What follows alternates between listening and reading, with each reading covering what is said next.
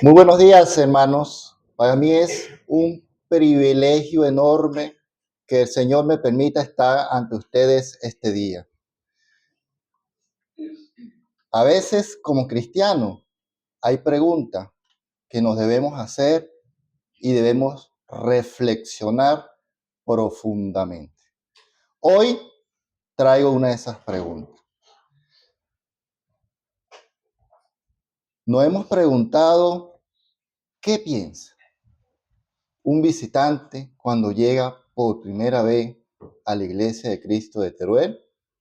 ¿Qué piensan Richard, Betty y los otros amigos que nos visitan hoy cuando ven esta iglesia copada, cuando escuchan estos cánticos?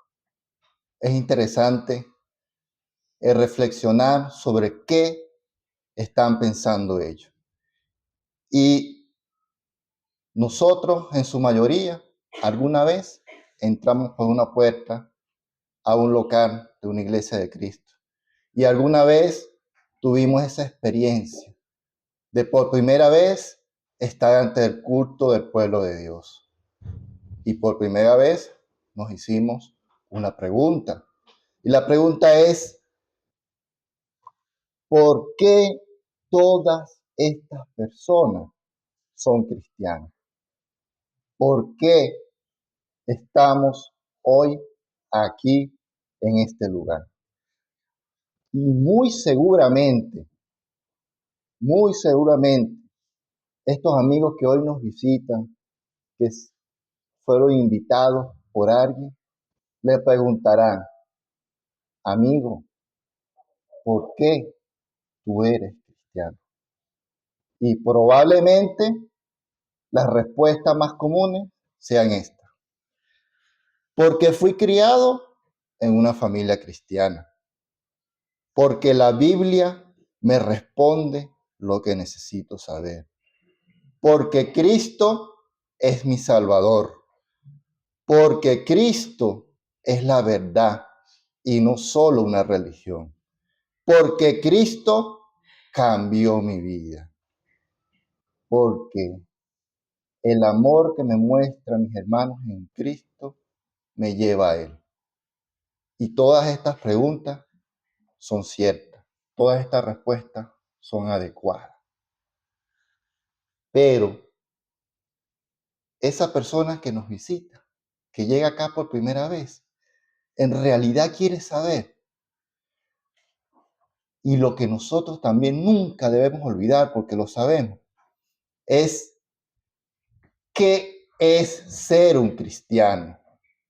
¿Qué es aquello que nos impulsa? Y de eso vamos a hablar hoy. Para las personas que les gusta tomar nota, este estudio se titula De la muerte a la vida. ¿Por qué somos cristianos? Y lo primero que pareciera muy sencillo de contestar es que ser un cristiano. Entonces, eso lo podemos hacer. Un cristiano es un seguidor de Cristo. Y digo que pareciera sencillo, pero el concepto muchas veces no se entiende. Porque me ha pasado, y seguramente a ustedes también, me han preguntado, ¿tú qué eres? Y la respuesta, yo soy cristiano. Y me dicen, ¿tú eres evangélico? Yo no, yo soy cristiano. Explícame un poco. Y después, ¿tú eres protestante? Y yo no, yo soy cristiano. De cuando vamos a las definiciones de cristiano, cristiano es seguidor de Cristo. Y un ejemplo de ello lo podemos ver en Hechos capítulo 11, versículo 26. En Hechos capítulo 11, versículo 26 se lee: Y se congregaron allí todo un año con la iglesia y enseñaron a mucha gente. Y a los discípulos se les llamó cristianos por primera vez en Antioquía. El cristiano es seguidor de Cristo. Pero si buscamos en las Biblias que están a nuestro alcance, podemos ver que en la inmensa mayoría solamente está referida a la palabra cristiano 3 veces. Porque en esa época no era bien visto ser cristiano, no era bien visto ser seguidor de Cristo. Éramos perseguidos. Y se usaba ese término de manera despectiva. Sin embargo, hay muchísimos versículos que conocemos y nos son familiares, como por ejemplo, Primera de Corintios 16, versículo 1, que todos lo conocemos, dice, en cuanto a las ofrendas para los santos, y santos es una palabra que se utiliza muchísimo, que sale muchísimas veces en la palabra de Dios, en la Biblia. Y santo viene del hebreo Godesh y del griego agios, y quiere decir apartado, diferente, separado. Y eso es la definición de cristiano. Somos seguidores de Cristo que hemos sido apartados del resto del mundo. Pero apartados simplemente por ser apartados, no. Va mucho más allá. Si nos vamos a Primera de Pedro, capítulo 2, versículo 9,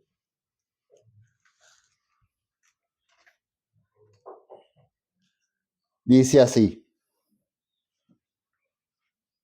Primera de Pedro, capítulo 2, versículo 9. Mas vosotros sois linaje escogido, real sacerdocio, nación santa, pueblo adquirido por Dios, para que anunciéis la virtud de aquel que os llamó de las tinieblas a su luz admirable. Esos somos los cristianos. Somos escogidos, apartados,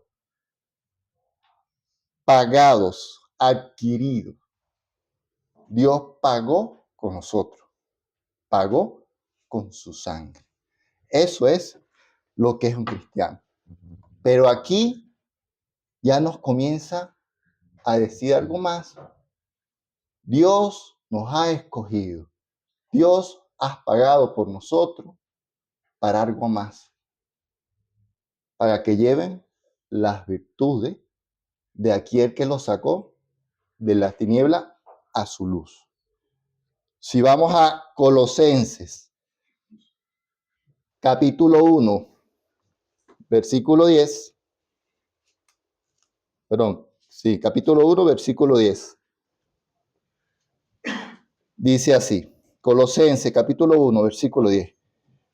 Para que andéis como es digno del Señor, agradándole en todo, llevando fruto de toda buena obra y creciendo en el conocimiento de Dios, fortalecidos con todo poder, conforme a la potencia de su gloria, para toda paciencia y longanimidad, con gozo, dando gracias al Padre que nos hizo aptos para participar de la herencia de los santos en luz, el cual nos ha librado de la potestad de las tinieblas y trasladado al reino de su amado Hijo, en quien tenemos redención por su sangre, el perdón de los pecados.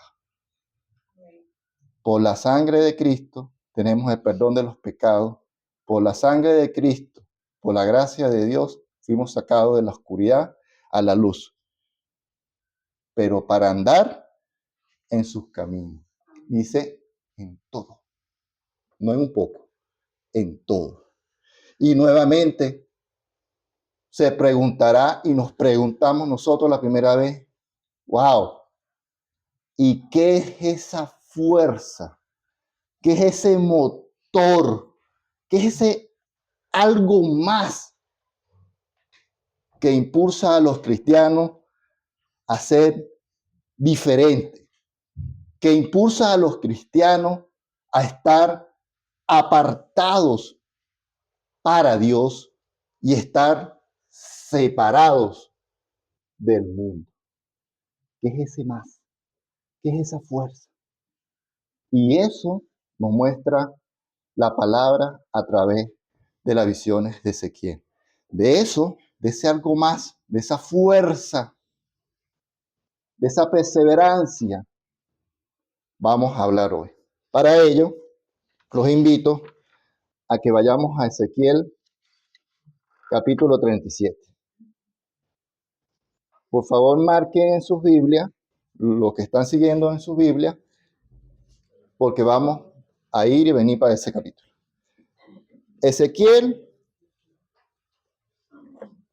capítulo 37, versículo 1. Y dice así: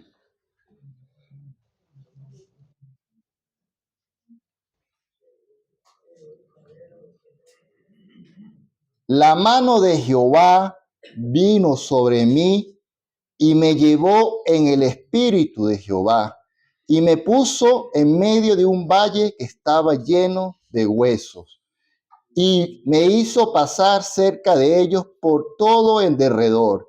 Y he aquí, era muchísimo sobre la faz del campo y por cierto, secos en gran manera. Y me dijo, hijo de hombre, ¿vivirán estos huesos? Y dije, Señor Jehová, tú lo sabes. Y vamos a situarnos en el contexto histórico de lo que estaba sucediendo en ese momento. ¿Qué estaba pasando con el pueblo de Israel, con el pueblo de Dios? Esto ocurría más o menos al año 586 antes de Cristo. Si buscamos algunas referencias del mismo Ezequiel, podemos ir a Ezequiel capítulo 8,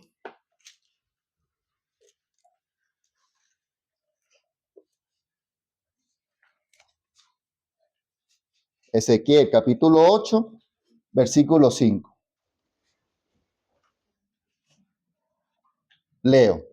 Y me dijo, hijo de hombre, alza ahora tus ojos hacia el lado del norte. Y alcé mis ojos hacia el norte. Y he aquí al norte, junto a la puerta del altar, aquella imagen de celo en la entrada. Me dijo entonces, hijo del hombre, ¿no ves lo que estos hacen, las grandes abominaciones que la casa de Israel hace aquí para alejarme de mi santuario? Vuelve aún y verás abominaciones mayores. Y me llevó a la entrada del atrio y miré, y he aquí en la pared un agujero. Y me dijo, hijo del hombre, cava ahora en la pared. Y cavé en la pared y he aquí una puerta. Me dijo, luego, entra y ve las malvadas abominaciones que estos hacen aquí. Entré pues y miré y he aquí toda forma de reptiles y bestias abominables y todos los ídolos de la casa de Israel que estaban pintados en la pared por todo alrededor. En el templo de Dios estaban haciendo abominaciones. Y mire cómo dice la palabra tan interesante,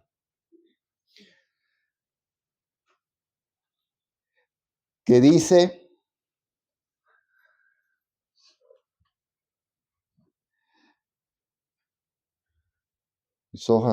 me dijo entonces, hijo del hombre, ¿no ve lo que estos hacen? Las grandes abominaciones de la casa de Israel que hace para alejarme de mi santuario.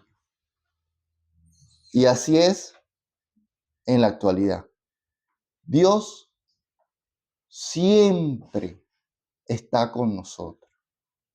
Dios quiere que todos estemos bajo su diestra.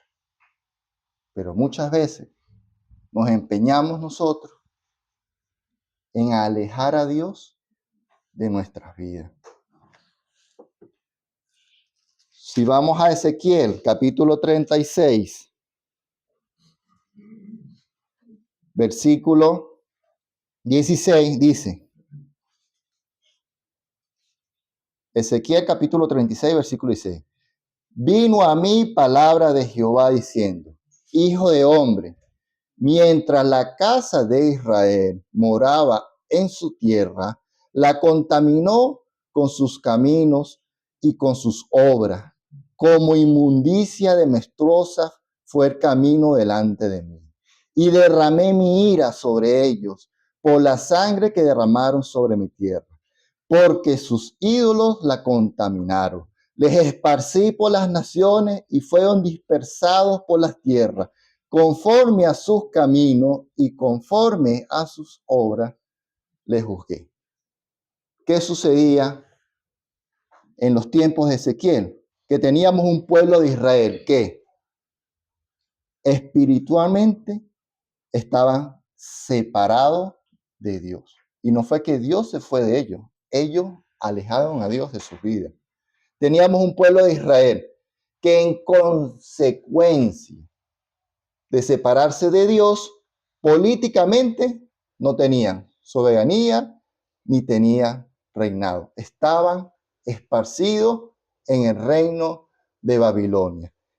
Teníamos un pueblo de Dios que había perdido la fe totalmente, que estaba en depresión. Si volvemos a la escritura, Dios lleva a Ezequiel a un valle de huesos secos. Dice, muy secos. No lo lleva hasta ante un pueblo herido, enfermo, mutilado. Lo lleva a un sepulcro, a un cementerio, donde estaban totalmente muertos. No los lleva a un hospital, lo lleva ante un pueblo que necesita un milagro de Dios. Si seguimos leyendo en Ezequiel 37, capítulo 4, versículo 4, perdón, dice, me dijo entonces, profetiza sobre estos huesos y diles, huesos secos, oí palabra de Jehová. Así ha dicho Jehová el Señor a estos huesos. He aquí, yo hago entrar espíritu en vosotros y viviréis. Y pondré tendones sobre vosotros, y haré subir sobre vosotros carne, y os cubriré de piel, y pondré en vosotros espíritu, y viviréis, y sabréis que yo soy Jehová. Profeticé pues como me fue mandado, y hubo un ruido mientras yo profetizaba. Y he aquí un temblor, y los huesos se juntaron, cada hueso con su hueso.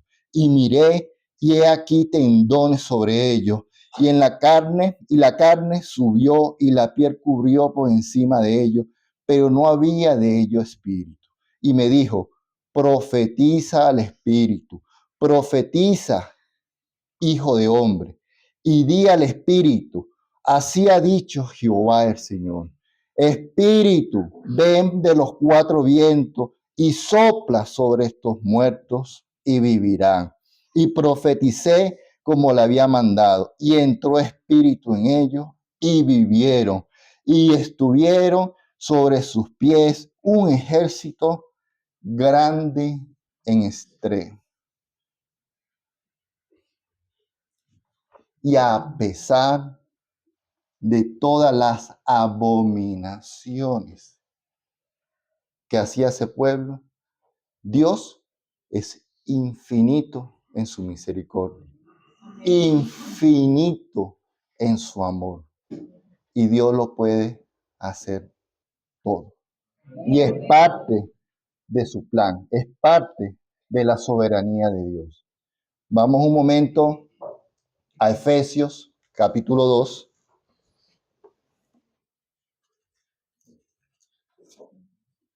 versículo 4, y dice así. Efesios capítulo 2, versículo 4. Dice, pero Dios es rico en misericordia por su gran amor con que nos amó.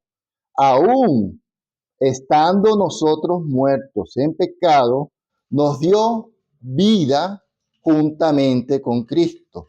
Por gracia soy salvo, y juntamente con Él nos resucitó, y asimismo nos hizo sentar en los lugares celestiales con Cristo Jesús, para mostrar en los siglos venideros la abundante riqueza de su gracia en su bondad para con nosotros en Cristo Jesús.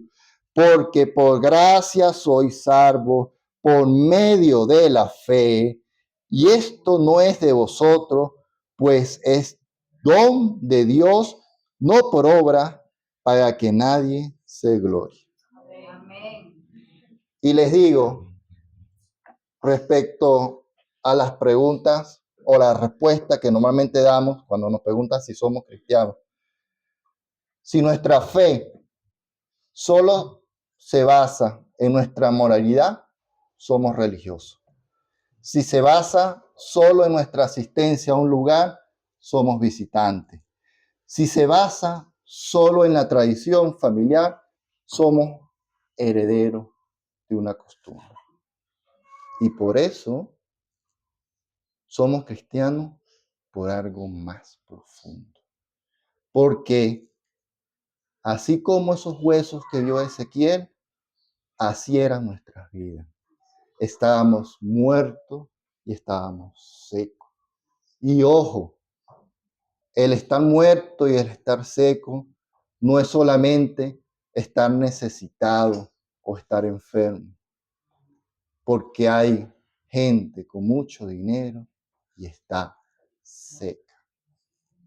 Hay gente que tiene familia y está seca, tan solo. Y Dios no nos curó, no nos bendijo, hizo algo más grande. Nos llevó de la muerte a la vida. Nos dio su espíritu. Porque vemos en esta palabra que aún teniendo carne y hueso y músculo, piel, sin su espíritu no hay vida. Y vemos en Efesios que esa vida está en Cristo. Amén. Que ese perdón es en Cristo. Y en la palabra en Efesios, si lo notaron, termina con un ejército grande en extremo. Entonces, Dios, por su gracia, por su misericordia, nos dio vida. No somos personas mejoradas, somos personas resucitadas conjuntamente con Cristo a través del bautismo. Pero esa última frase nos llama a algo más. No solamente estar vivo, sino que ahora tenemos un objetivo. Ahora somos un ejército de Dios. Si seguimos leyendo en Ezequiel 37, versículo 11, dice, me dijo luego, hijo de hombre, todos estos huesos son la casa de Israel. He aquí, ellos dicen, nuestros huesos se secaron y pereció nuestra esperanza y somos de todo destruidos. Por tanto, profetiza y dile, así ha dicho Jehová el Señor. He aquí, yo abro vuestro sepulcro, pueblo mío, y os haré subir de vuestra sepultura y os traeré a la tierra de Israel. Y sabréis que yo soy Jehová, cuando abra vuestro sepulcro y os saque de vuestra sepultura, pueblo mío. Y pondré mi espíritu en vosotros, y viviréis, y os haré reposar sobre vuestras tierras, y sabréis que yo Jehová hablé y lo hice, dice Jehová. Y efectivamente lo hizo. Todos los cristianos, amigos que nos visitan, sabemos que ahora sí estamos vivos en Cristo. Sabemos que la vida fuera de Cristo no es vida. Y eso es lo que nos impulsa cada día a ser mejores. No somos cristianos por lo que Dios hace todos los días por nosotros, que hace muchísimas cosas. Somos cristianos por lo que Dios ya hizo por nosotros, cuando nos sacó de la muerte y ahora somos hijos suyos y ahora vivimos en Cristo. Vivimos para Dios en Cristo. Quiero que vayamos a Romanos capítulo 6.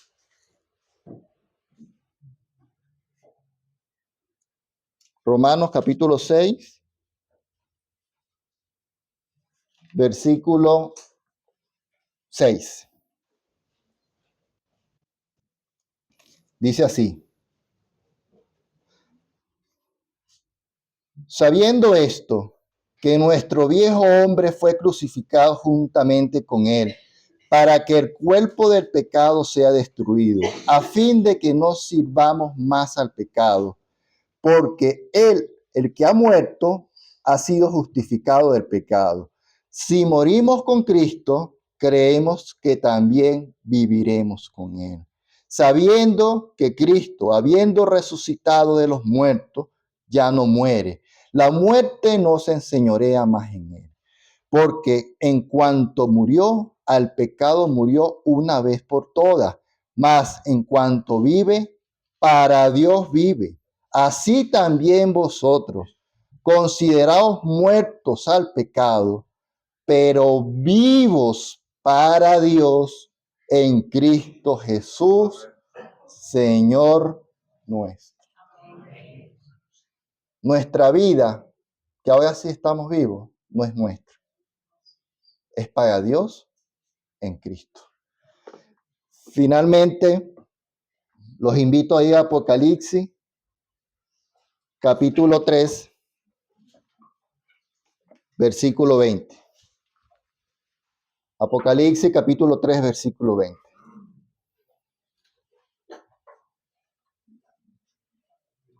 Apocalipsis, capítulo 3, versículo 20. Dice así: he aquí, yo estoy a la puerta y llamo. Si alguno oye mi voz y abre la puerta, entraré en él y cenaré con él y él conmigo. Al que venciere, le daré que se siente conmigo en mi trono, así como yo he vencido y me he sentado con mi Padre en su trono. El que tiene oído, oiga lo que el Espíritu dice a las iglesias. Amados hermanos, Cristo ya tocó la puerta de nuestras vidas y nosotros la hemos dejado entrar y ahora Él mora con nosotros y nosotros caminamos sujetados a Él hacia la eternidad. Amigos que nos visitan, que hoy estén acá no es casualidad.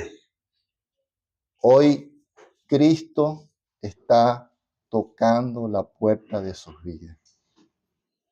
Escuchen su voz, déjelo entrar y no se arrepentirá, porque no hay nada como vivir verdaderamente para Dios en Cristo. Que el Señor los bendiga.